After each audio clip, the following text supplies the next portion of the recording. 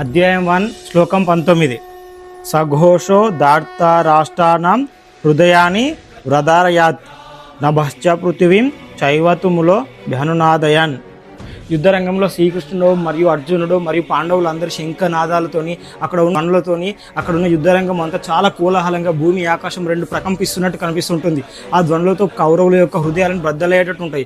అదే కౌరవుల సైన్యంలో ఉన్న భీష్ముడు మిగతా వారు చేసిన శంఖపూర్లకి అలాంటి భయము పాండవులకు కలగదు. ఎందుకంటే పాండవులు ధర్మం వైపు ఉన్నాడు, దేవాది దేవుని శ్రీకృష్ణుడు ధర్మం వైపు ఉన్న పాండవుల సైడ్ ఉన్నాడు కాబట్టి వారికి అంత నమ్మకం వస్తుంటుంది. ఈ ఫేజ్ని మనం రియల్ లైఫ్లో కూడా చూడొచ్చండి. ఒక గవర్నమెంట్ అధికారి అక్రమంగా అనేక ఆస్తులు సంపాదించాడు. వారింటికి ఐటీ రైట్స్ జరుగుతూ ఒక అధికారులు వచ్చారనమాట. వాళ్ళని చూసిన అక్రమంగా సంపాదించిన ఆ ఉద్యోగికి అనేక రకమైన భయం కలుగుతూ ఉంటుంది.